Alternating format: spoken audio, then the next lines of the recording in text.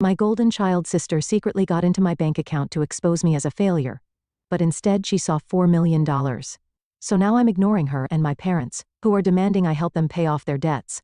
When people ask me about my childhood, I usually change the subject. It's not that it was terrible.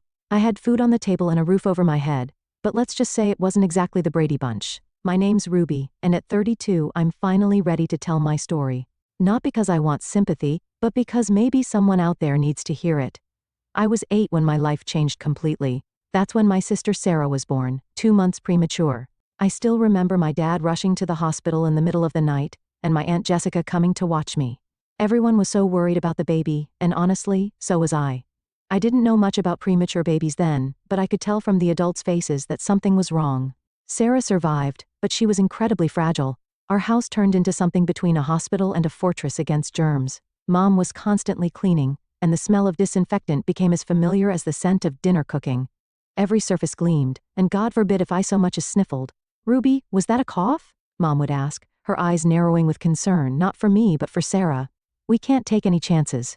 Pack your bag, you're going to Grandma's for a few days," and off I'd go, either to Grandma's house or Aunt Jessica's, like I was being quarantined. It happened so often that I kept a pre-packed bag in my closet. At first I tried to see these visits as mini vacations, but after a while it just felt like exile. I threw myself into school, determined to at least make them proud that way. I got straight A's, joined the debate team, even won a regional science fair. But every achievement was overshadowed by Sarah's latest doctor's appointment, or minor improvement. "Look, Mom. I got first place in the science fair," I'd say, holding up my trophy. "That's nice, honey. Did you wash your hands? Sarah's been a bit sniffly today." The worst part? When Sarah turned, she suddenly stopped getting sick. It was like a switch flipped, and she became this perfectly healthy kid. But nothing changed with Mom and Dad. They'd spent so long protecting her that they didn't know how to stop. And Sarah? She learned pretty quick that she could get anything she wanted by playing the fragile card. High school should have been my time to shine. I was doing everything right: honor roll, extracurriculars, the works. But in our house, Sarah's drama always took center stage. I remember one parents' night particularly well. My chemistry teacher had just finished telling Mom and Dad about my potential for a science scholarship. "Ruby's one of our brightest students," Mr. Peterson said, beaming. "She has a real future." In before he could finish, Mom's phone rang. Sarah was having a crisis at home with the babysitter. "What's wrong, sweetie?" Mom asked into the phone, already gathering her things. I could hear Sarah's theatrical sobs through the speaker. "I can't find my favorite pen for homework.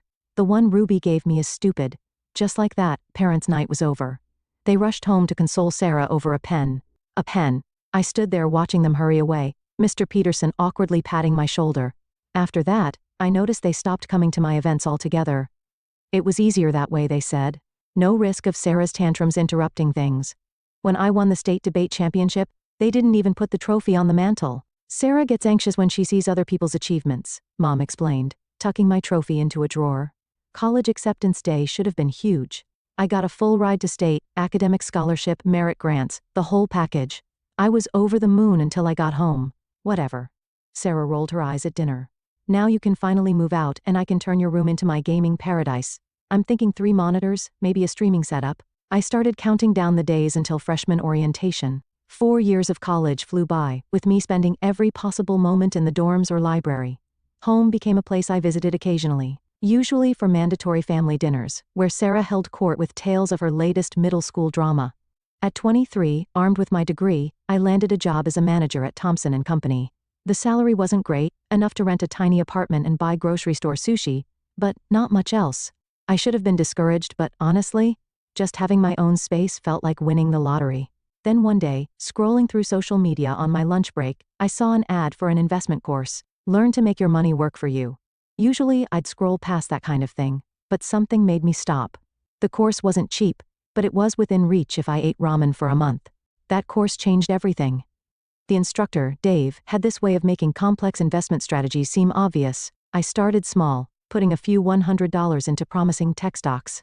Then a few hundred more. I studied market trends like my life depended on it, took advanced courses from top investors, learned about risk management and portfolio diversification. My first big win came from a small AI company nobody was watching. My $500 investment turned into $5,000 in 3 months. Then came the biotech startup that tripled my money. Before I knew it, my side hustle was making more than my day job. I'll never forget the morning I realized I could quit. I was sitting at my desk, pretending to care about quarterly reports, when my investment app pinged. Another stock had hit my target price. I did the math. My investment income was now triple my salary. I typed up my resignation letter right there. I kept going to those Saturday family dinners. Don't ask me why, maybe habit, maybe some lingering hope that things would change. I'd sit there, picking up Mom's overcooked chicken, listening to them go on and on about Sarah's life, while my investment portfolio pinged away in my pocket. "Ruby, you're still at Thompson's, right?" Mom would ask occasionally, not really interested in the answer. "Yep." Same job, I'd say, and watch their attention drift away before I even finished speaking. It was easier that way. No need to explain that I'd quit 2 years ago, that I was making more money in a day than I used to make in a month. Sarah was the star of every dinner conversation. She'd gotten into Carleton University, one of those schools where the tuition costs more than a house. "It's so expensive," Mom would sigh. But her voice was proud. "But Sarah deserves the best education. We've taken out loans, of course, but it's worth it for our little girl's future." Sarah would beam, twirling her pasta. "My roommate has a Gucci backpack. Everyone there comes from such good families." The undertone was clear. "Unlike your family, Ruby. Unlike you." One Saturday, I arrived to find Mom in tears over bills. Dad was at the kitchen table, surrounded by paperwork, his reading glasses perched on his nose. "The property taxes went up again," he muttered. "And with Sarah's tuition." I watched them struggle, remembered all the times they'd chosen Sarah over me, and still, they were my parents. That night, I set up an automatic transfer, $1,000 a month to their account. When I told them about it, Mom actually hugged me. It was the first time in years she'd shown me any real affection. "Oh, Ruby, this will help so much." I thought maybe things would change after that. Maybe they'd see me differently. But then I overheard them in the kitchen after dinner. "We should send some of Ruby's money to Sarah," Mom was saying. "At least $300. The poor thing feels so out of place among all those wealthy students." "Good idea," Dad agreed. "She needs to keep up appearances. Maybe she can finally buy herself that designer bag she's been wanting." I wanted to walk in there and tell them everything. About quitting my job, about my investments, about the fact that I could buy the whole damn designer store if I wanted to. But I didn't. I just stood there, shaking my head, listening to them plan how to spend my money on Sarah's social climbing. By the time I turned 29, I was ready for a change. My investment portfolio had grown beyond my wildest dreams, and I was tired of paying rent. After months of searching, I found the perfect apartment in a secure building with a great view of the city. Nothing flashy, just clean lines, good bones, and enough space to feel like home. Best part? I could buy it outright, no mortgage needed. The day I got the keys, I stood in the empty living room, listening to my footsteps echo off the hardwood floors. This was mine, all mine. No loans, no debt, no strings attached. I'd done this myself without anyone's help or approval. When Mom called to check in, meaning, talk about Sarah, I mentioned I was moving. "Did you find a cheaper rental?" she asked, distracted. I could hear her shuffling papers on the other end. "Just a different place," I said vaguely. "Better location." "Well, don't spend too much on rent, honey. You know how unstable the job market is for people in your position." I had to bite my tongue to keep from laughing. If she only knew that my position involved managing $1 million in investments, not pushing papers at Thompson's. At the next family gathering, Aunt Jessica asked about my new place. "Ruby's renting a new apartment." Mom jumped in before I could answer. "But wait till you hear about Sarah's latest accomplishments. She's about to graduate from Carleton University. Top of her class." I watched the familiar scene unfold, relatives cooing over Sarah's prospects while shooting me pitying glances. "Sarah's going places," Dad announced proudly. "Not that we're surprised. She's always been our achiever. Already has companies fighting over her. Unlike some people who settle for mediocrity," my cousin whispered to his wife, not quite quietly enough. I sipped my wine and thought about the stock trade I'd made that morning that had earned more than his annual salary. But I stayed quiet. Let them think what they wanted. Then came Sarah's graduation party. Mom and Dad went all out, catered food, expensive decorations, the works. I noticed they used the money I sent them to help pay for it, but whatever. I was used to it by now. Sarah pranced around in her cap and gown like she'd just won the Nobel Prize. She spotted me by the punch bowl and made a beeline over, clutching her diploma like a weapon. "Look at this, Ruby." She thrust the diploma in my face.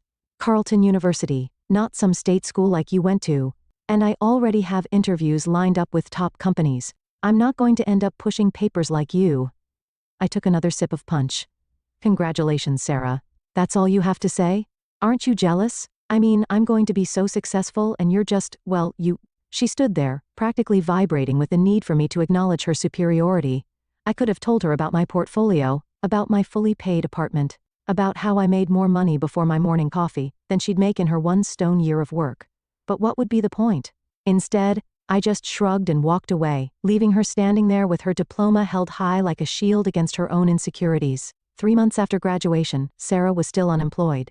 Those companies that were supposedly fighting over her? Turns out they weren't so impressed with her expensive degree after all. Meanwhile, the loan payments started rolling in. "Ruby," Mom called one evening. "Do you have a minute to talk?" The loan payments for Sarah's education. Mom paused, probably for dramatic effect. "They're really crushing us, honey. And with all our other bills. I hate to ask, but could you possibly, how much do you need?" I asked, already knowing I'd regret this. "Well, if you could increase your monthly help to $2,000, that would be such a blessing." I thought about all the times they dismissed my achievements, all the times Sarah had mocked my career. But I also thought about my bank account, with its comfortable 7 figures that my family knew nothing about. "Okay," I said finally. "I'll set up the new amount starting next month." Mom's thank you was barely out before she started planning how to spend it. "This will help so much with Sarah's loan payments, and maybe we can help her buy some proper interview clothes." A few weeks later, Sarah finally landed a job at the same company where Dad had gone to college with the HR director. The irony wasn't lost on me when she ended up with the title of manager.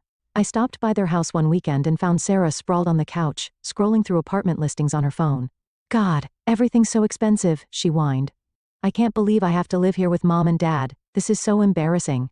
"You could look at some smaller apartments," I suggested. "Or maybe outside the city center?" She looked at me like I'd suggested she live in a dumpster. "I need to be in the right neighborhood, Ruby. Not that you'd understand. Some of us have standards." I glanced around at our parents' modest living room, where she was currently living rent-free, but kept my mouth shut. "Anyway," she continued, tossing her phone aside. "This is just temporary. Unlike you, I'm not going to be stuck as a manager forever. I have actual potential." As Thanksgiving approached, Mom went into her usual hosting frenzy. Every year, she insisted on doing everything herself, turning the kitchen into her personal stress domain. But this year was different. "I don't know what I'm going to do," she moaned over the phone a week before the holiday. "I sprained my back getting Sarah's laundry out of the dryer, and I can barely stand up straight. How am I supposed to cook for 20 people? Why don't you let me handle it?" I offered. "I can have everything catered from that new restaurant downtown." "You're such a good daughter," Mom gushed. "I don't know what we'd do without you." I caught sight of Sarah in the background of our video call, rolling her eyes dramatically.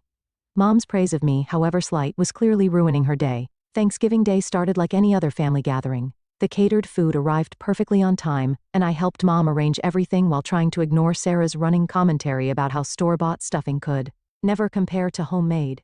I'd brought my laptop along because the markets in Asia would be opening during dinner, and I had a few positions I needed to monitor. I set it up in my old room and left it running while I joined the family. The food was excellent, definitely better than Mom's usual dried-out turkey. As everyone settled in with their plates, Mom couldn't help but mention her back again. "I was so worried about how I'd manage the cooking," she said, addressing the whole table of aunts, uncles, and cousins. But Ruby stepped in and arranged for all this lovely catered food. Wasn't that thoughtful? "That's really nice of you, Ruby." Aunt Jessica smiled at me. "It must have been expensive." "Oh, it's nothing," I said, trying to deflect the attention.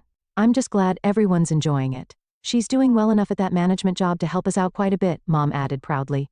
Probably the first time she'd bragged about me in years.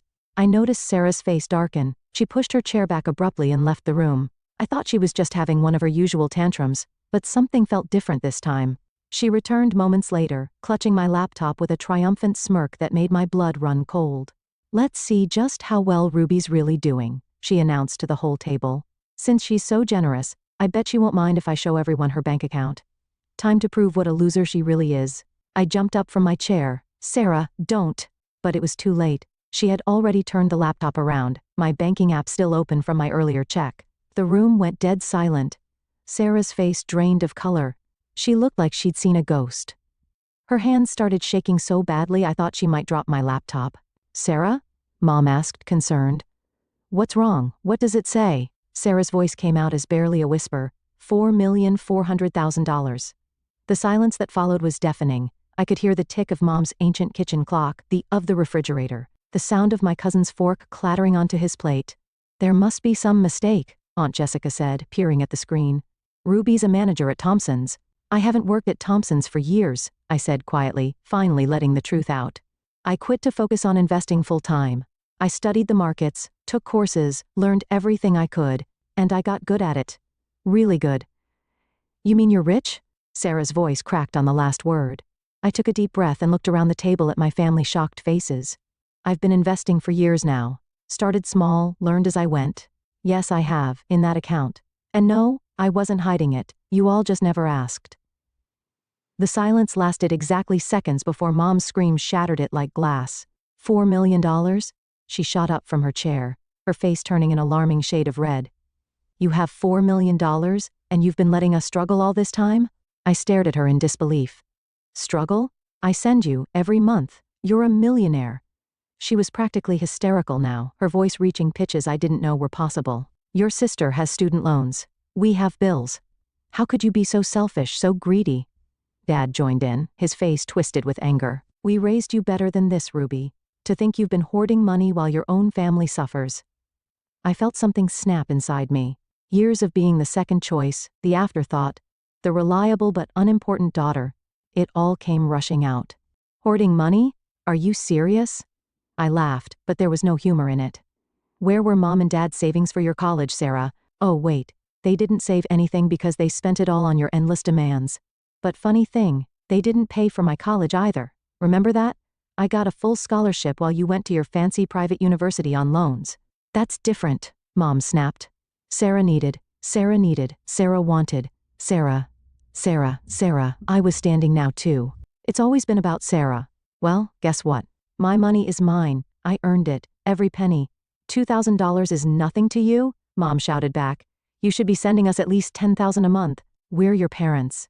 The laugh that burst out of me was almost manic. You want a month? For what? So you can keep spoiling your precious Sarah? I turned to my sister, who was shrinking back now. You wanted to prove I was a loser? Surprise? The sister you've looked down on for years, the one you mocked for being just a manager, turns out she's the successful one. How does it feel? The relatives sat frozen around the table, forks suspended midway to their mouths, watching the scene unfold like a tennis match from hell. Well, if you're so successful, Mom spat, you can certainly afford to help your family more.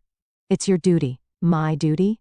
I walked over to Sarah and snatched my laptop from her hands. My duty ended the day you decided Sarah was the only daughter worth caring about. She's the promising one, remember? The one with potential? Well, let her fulfill that potential and help you pay the bills. Aunt Jessica tried to intervene. Maybe we should all just calm down, but there was no calming this storm. Mom and Dad were both shouting now, their words overlapping into a hurricane of accusations and demands. Sarah had started crying. Her go-to move when things didn't go her way. Without another word, I walked out of my childhood home. The sound of my mother's continued screaming following me all the way to my car. The messages started before I even got home that night. My phone buzzed constantly with texts and calls from Mom, Dad, and Sarah. At first, they were angry demands, then came the guilt trips. I tried responding at first, hoping maybe they'd somehow understand, but it was like talking to a wall. They didn't want to understand, they just wanted access to my bank account. Then Mom took it to social media. Her post was a masterpiece of maternal martyrdom. Heartbroken to discover my eldest daughter has become a millionaire while watching her family struggle. She refuses to help her sister with college loans or support her aging parents. Money truly changes people. Please pray for Ruby to remember her family values. The comments poured in. Family friends I hadn't seen in years suddenly had strong opinions about my character. How could she be so heartless? I always knew there was something off about that one. What kind of person abandons their family like this? Mom liked every single comment, adding little crying emojis and thank you for understanding responses. My relatives, who had witnessed the Thanksgiving meltdown firsthand, notably stayed quiet. But their silence didn't help much against the mob of family friends calling me everything from ungrateful to evil. That was the last straw. I opened my banking app and stared at the recurring transfer to my parents, $2,000 monthly, which they've dismissed as pocket change. With one click, I canceled it. I sent Mom one final message. I've canceled the monthly transfers. I'm done being your ATM. Don't contact me again. They didn't take the hint. The calls increased, now coming at all hours. Sarah tried using different numbers when I blocked hers. Dad left long, rambling voicemails about family duty. Mom's social media campaign kicked into high gear. I blocked them all, phone numbers, email addresses, social media accounts, but I knew they wouldn't stop there. James, I called down to my building's concierge. I need to add some names to the do not admit list. I gave him their names and descriptions, even showed him pictures. He nodded, understanding, making careful notes. Sure enough, the very next day, James called up to let me know my parents and Sarah had tried to force their way in. They'd caused quite a scene in the lobby, threatening to call the police. That night, I opened my laptop and started researching real estate in other states. Maybe it was time for a fresh start somewhere new, somewhere they couldn't find me. Some might call it running away. I call it setting boundaries. They had their chance, years of chances actually. They chose to ignore my achievements, belittle my success, and favor Sarah at every turn. Now that they've shown exactly how they view me, I feel no obligation to maintain the relationship. And as I research homes in distant cities, I feel nothing but relief. Sometimes the healthiest thing you can do for yourself is walk away, even, especially from family.